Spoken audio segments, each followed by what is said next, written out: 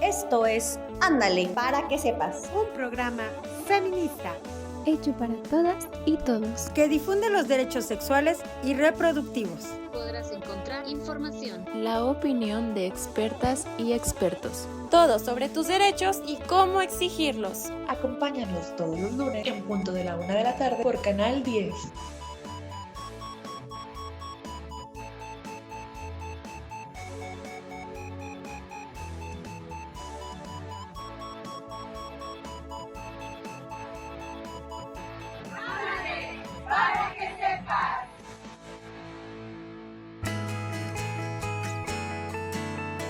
Es un gusto poder saludarlas y saludarlos en este inicio de año. Iniciamos con el pie derecho, esperando que nos sigan sintonizando todos los lunes en punto de la 1 de la tarde por su canal, Canal 10.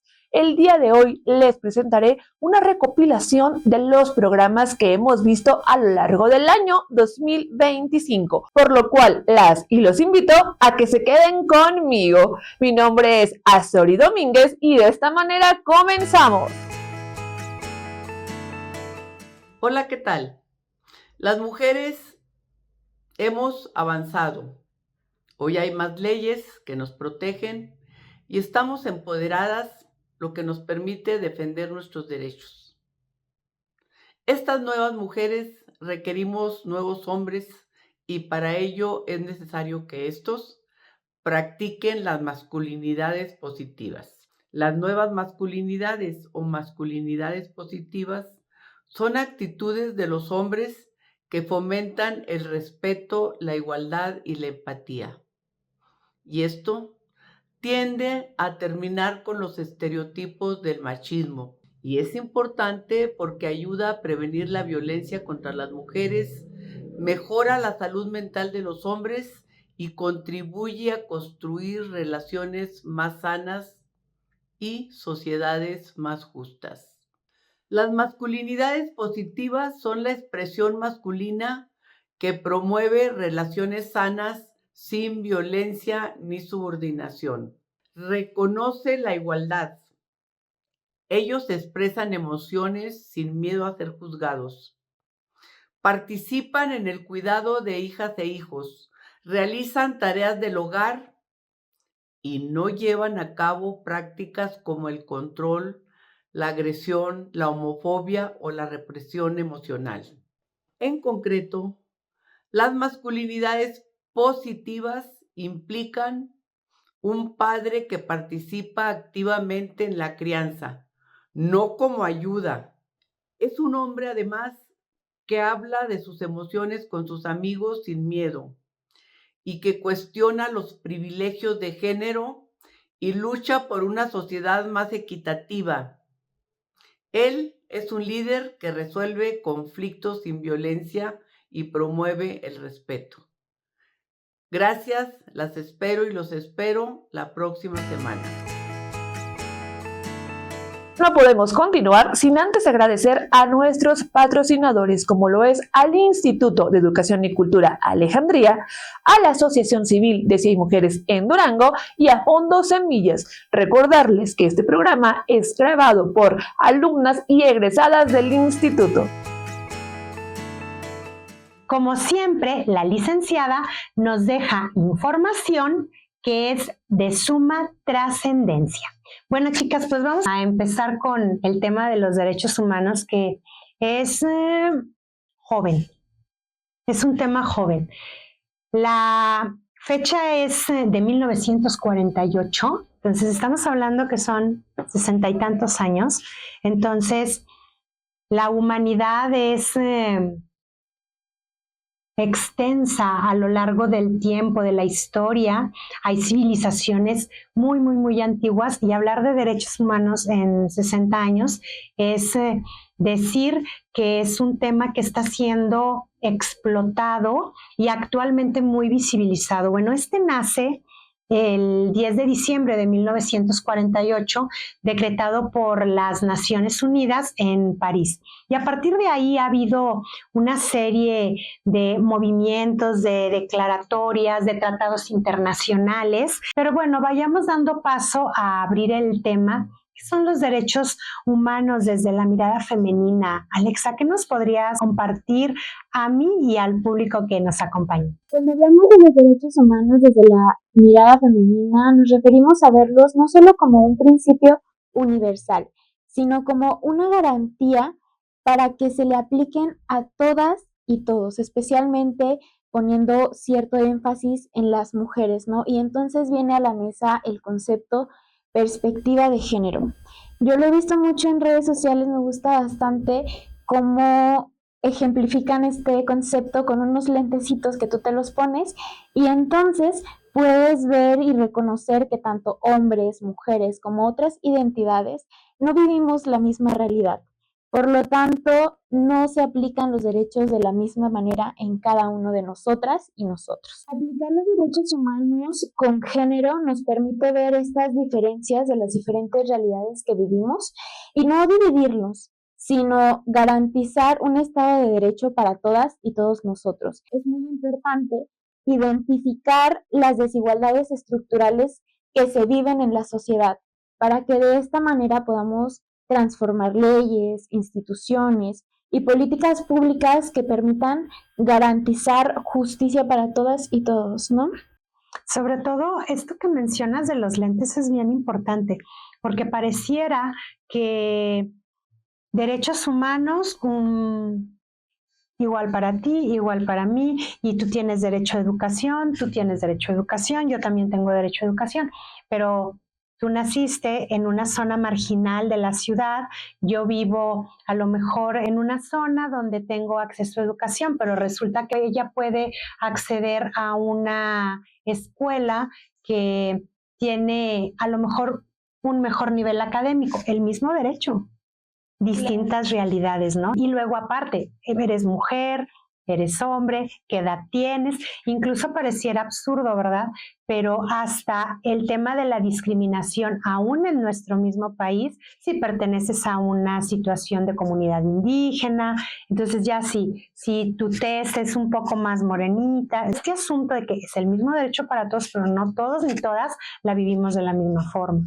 Claro, justo hablamos de la perspectiva de género, pero no es el único factor que debemos considerar, porque no todas las mujeres vivimos las mismas condiciones ni la misma realidad. También tenemos que considerar la edad, la clase social, raza, etnia, la orientación o identidad sexual, también, claro, la religión.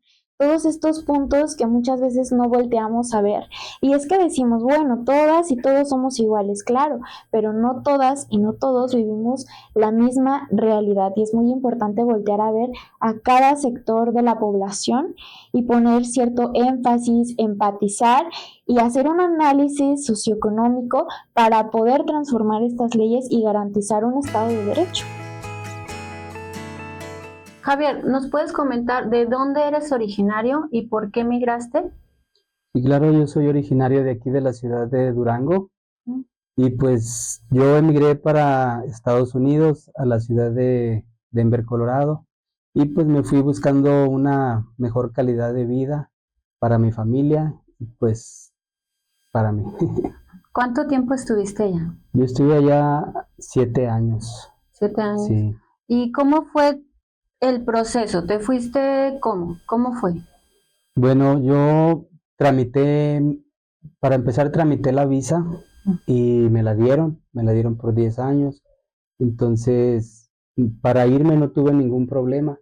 Solo que ya estando allá, tramité un permiso de 6 meses, pero no regresé en su momento. Entonces, al quedarme allá, automáticamente pierdo mi visa. Entonces, ya toda mi estadía allá fue como ilegal. ¿Qué retos enfrentaste cuando estuviste trabajando? ¿Estuviste trabajando allá desde que llegaste o tardaste para acomodarte?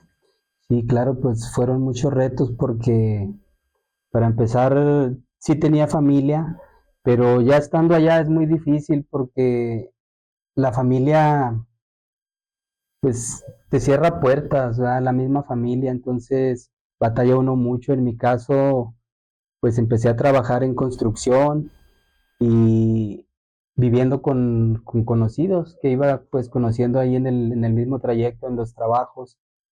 Incluso hubo un tiempo que me tocó vivir en la calle es muy difícil. De ahí me fui a un albergue donde sí, pues te apoyan mucho, ¿verdad? Al principio, cuando yo llegué allá, me sirvió mucho porque de ahí empecé a trabajar, vivía en el albergue, pagaba una cuota mínima, lo único que nos pedían ahí era el pasaporte. Entonces estuve varios meses viviendo en ese albergue donde pues pude juntar dinero para rentar un departamento y ya que fue como alrededor de 5 o 6 meses que yo pude rentar un departamento y ya tener una estabilidad. Y continuamos con este tema sensible, agradeciendo a nuestra invitada Leti Chavira con una amplia trayectoria profesional. Ella es odontopediatra de profesión, pero con una amplia formación en desarrollo humano y filosofía. Y bueno, pues muy ajuareadas nosotras en el programa, su servidora, producción, nos abre las puertas de su casa. Por acá tengo información, Leti, de que tú tienes un trabajo ahí bastante valioso para la sociedad duranguense en tema del servicio sexual en mujeres y hombres. Más allá de datos duros, de temas de salud, en la parte humana, ¿qué fue lo que encontraste en este trabajo, Leti? Bueno, pues gracias por la entrevista, por supuesto. Encontré muchas cosas, muchísima riqueza de las personas con las que yo trabajé, porque fue un trabajo que tratamos de hacer. Bueno, éramos un grupo y finalmente quedé yo sola en esto.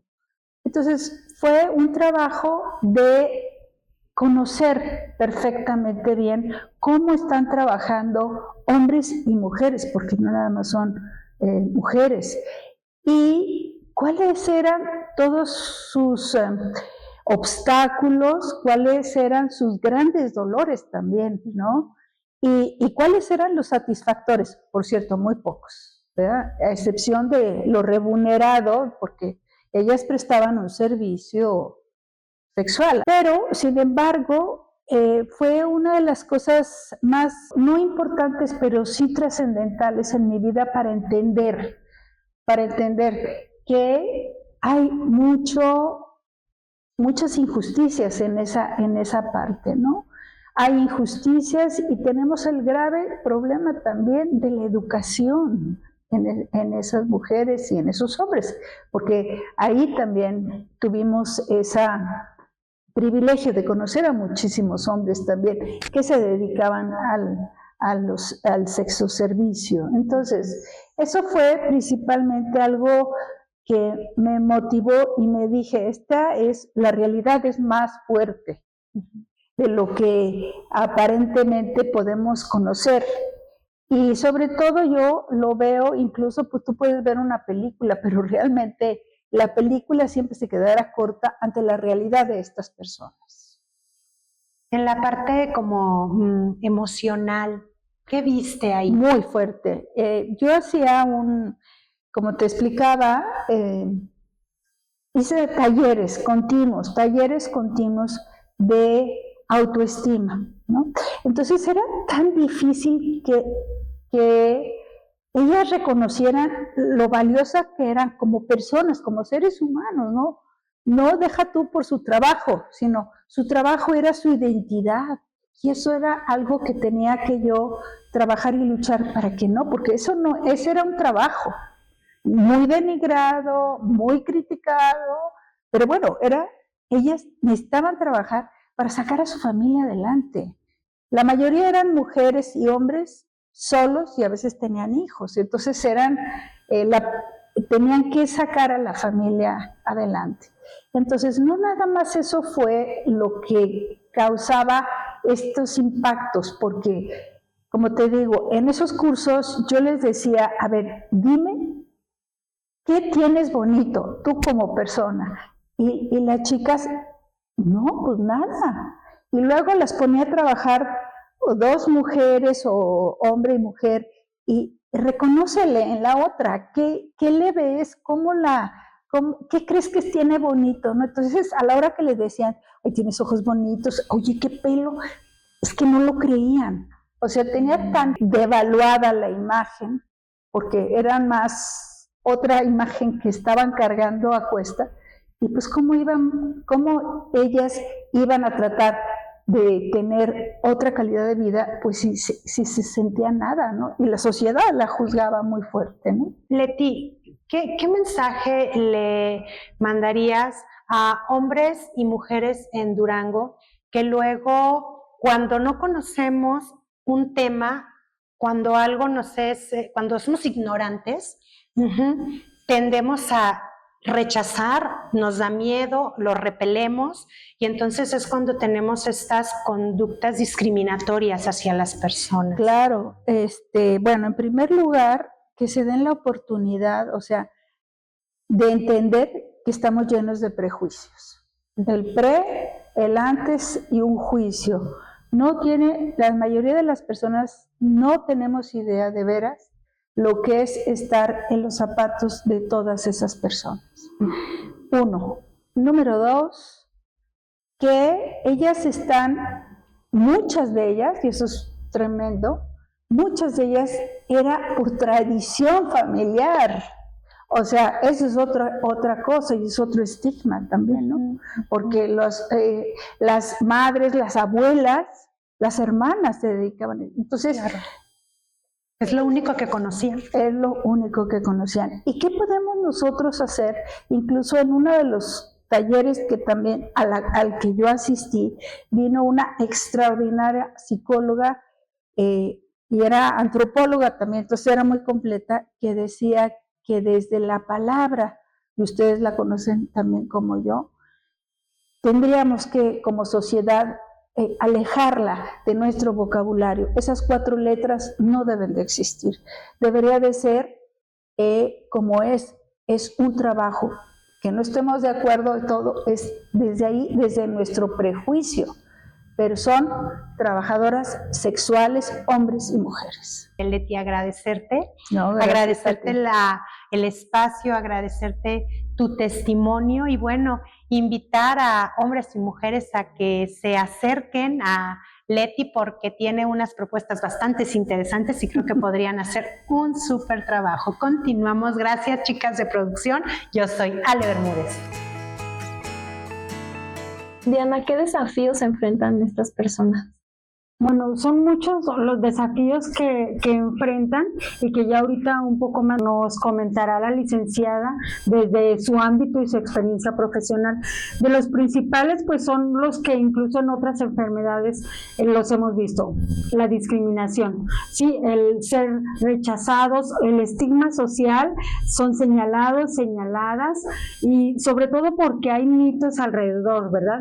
Que si con la saliva se contagia, que si no te acerques porque entonces ya por acercarte, por tener contacto físico te vas a contagiar, es decir, hay una serie de historias mal contadas, de malinformaciones que llevan a muchos desafíos para las personas, hombres y mujeres, pero también sobre todo mujeres, porque aparte de los roles sociales que hay para las mujeres, las cargas sociales que hay para las mujeres, es decir, por ejemplo, aparte del desafío de tener la enfermedad, está el desafío de ser mujer con esta enfermedad, ¿sí? Sobre todo porque las mujeres son cuidadoras, entonces preocúpate por tu enfermedad, pero sin descuidar la casa, sin descuidar el trabajo, sin descuidar otros roles, otras situaciones, se dice así, ¿verdad? Que tienen encima a las mujeres cargando. Entonces son discriminación, pero también hay un impacto psicológico, ¿verdad? Y en este sentido, ¿qué nos puede comentar sobre todo como un poco para transmitir esta información y estos mensajes de concientización a las personas que nos ven sobre los desafíos que usted nota desde su área, que las personas que llegan con ustedes, cuáles son los desafíos para empezar desde que se les informa que tienen esta enfermedad, que es un impacto grande para ellas y ellos? Claro que sí. Uno de los principales que nosotros notamos o vivimos en el día a día es el miedo. Primero que nada es el miedo a realizarse las pruebas, a acercarse a una unidad de salud y poder tener contacto con el médico y descubrir si son o no portadores de alguno de los virus. Otra parte, como tú bien lo comentabas, pues la parte de la discriminación. Uno de los principales situaciones que se viven, pues es incluso el rechazo de la propia familia. Ya desde ahí empezamos con una situación bastante complicada, que para muchas de estas personas que llegan a ser portadoras significa procesos o cuadros de ansiedad, de depresión, hay intentos de suicidio, tenemos incluso, pues está ligado a otras patologías de salud mental, en el que pues ya vamos un poquito más allá y se requieren más tratamientos, pero lo básico que encontramos es el miedo, la parte de la desinformación, como tú bien decías, los mitos, el tabú, todas estas cuestiones en las que las personas temen mucho poder abrir su condición, expresarla con libertad y también recibir la atención. Eso lo limita mucho, incluso a veces acercarse al personal de salud, expresarnos que son portadores de uno de estos virus, porque temen que los vayamos a rechazar, que no se les vaya a dar la misma atención, que no los vayamos a tratar de la misma manera que a cualquier otro de los pacientes que tenemos dentro de la unidad. Por ejemplo, aquí mencionaba algo importante que se me vino, que luego es el rechazo desde afuera hacia la persona, pero incluso se da desde la propia persona. Hay luego también situaciones de autorrechazo, pudiera decirse, de por qué sí, yo lo merezco, no lo merezco, yo soy. Entonces también ahí es una situación muy delicada. Claro, es un duelo, como cualquier diagnóstico que podemos encontrar, como la diabetes mellitus, la hipertensión, se vive un duelo porque perdemos una condición de salud. Y esto va a implicar, pues, ciertos cuidados, cierta atención, incluso pues el estar en su monitoreo mensualmente, el estar cuidando su alimentación, que también es muy importante, que a veces la dejamos de lado, pero el tratamiento no es solamente un medicamento, tomar una pastilla o poder tener una inyección cada cierto tiempo. Se trata también de una atención integral y global en la que vamos a involucrar la salud mental, la salud física, la alimentación, el cuidado odontológico también es muy importante en estos casos.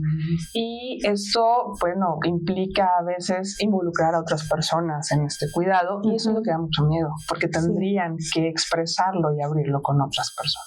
¿Nos puede contar un poquito de a dónde pueden ir las personas para hacerse sus chequeos? Claro que sí. Primero que nada, para poder estar en un monitoreo, una vez que somos sexualmente activos, la recomendación principal es que nos hagamos estas pruebas, que son pruebas rápidas con una sensibilidad y una fiabilidad de hasta el 96-97%. Estas pruebas están en acceso gratuito a toda la población en unidades de salud como los centros de salud. De hecho, todos los centros de salud de la Mancha Urbana tienen estas pruebas a disposición, tanto para mujeres embarazadas como para el público en general. Todas las personas mayores de 18 años que son sexualmente activas tienen el acceso a las pruebas de forma gratuita. No importa su derecho a audiencia, no importa la condición, ¿sí? Y la otra parte es acudir a los centros de salud. Por ejemplo, en nuestro caso, en el Centro de Salud Carlos de la Peña, tenemos el área de epidemiología. El Centro de Salud Carlos Santa María también cuenta con el departamento de epidemiología y todas las pruebas, como les comentaba, son totalmente gratuitas. Aquí, cuando una persona sale reactiva, que no es el caso de un diagnóstico como tal, lo que hacemos es solicitar ahora sí, por medio de alguno de los médicos, una prueba mucho más sensible en el laboratorio, que son las confirmatorias, en el caso de la prueba ELISA o la Western Blot, que una vez que tengamos el resultado, si esta persona es positiva, se le comunica este diagnóstico y pues ahí ya podemos iniciar un tratamiento. Este tratamiento, por lo general, se lleva en el CAPACITS, que es un centro especializado para la atención de enfermedades de transmisión sexual, o en el Hospital 450. En el caso de derechohabientes del IMSS y del ISSSTE, se les refiere o se les canaliza a la institución de vida para que puedan recibir toda la atención, que también es totalmente gratuita. Las y los invito a que nos sigan en nuestras redes sociales, Instagram, Facebook y X. Nos encuentras como Ándale para que sepas TV, y si aún no te suscribes a nuestro canal de YouTube, es el momento. Nos encuentras como Si hay mujeres en Durango.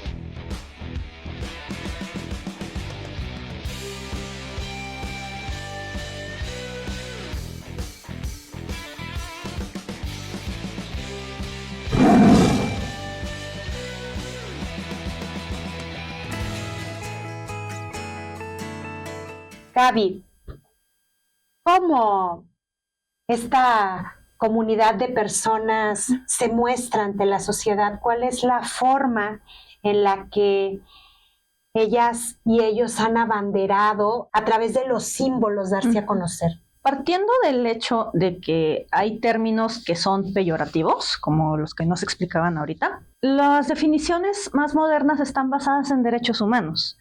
Entonces, todas estas personas que forman parte de esta comunidad, como sabemos, tenemos los cromosomas X, Y, entonces deciden utilizar las letras X, Y y a veces la letra O. Ahorita vamos a ver un poquito más acerca del significado de lo que es un círculo. Las definiciones más modernas vienen desde definiciones científicas, precisamente para evitar este tipo de connotaciones negativas. Entonces, es común que utilicen XXY, así todo junto, o a veces XXX y otra Y. En pantalla va a aparecer lo que es la flor de la orquídea. También es utilizada especialmente para casos donde se presenta la condición de personas que su cuerpo no procesa bien los andrógenos. ¿Por qué la orquídea? La palabra orquídea viene de un griego, de la palabra griega que significa testículo. Entonces es muy significativo para ellos tanto la forma de la flor como el significado de la palabra en sí. Y por último, también va a aparecer en la pantalla la bandera intersexual.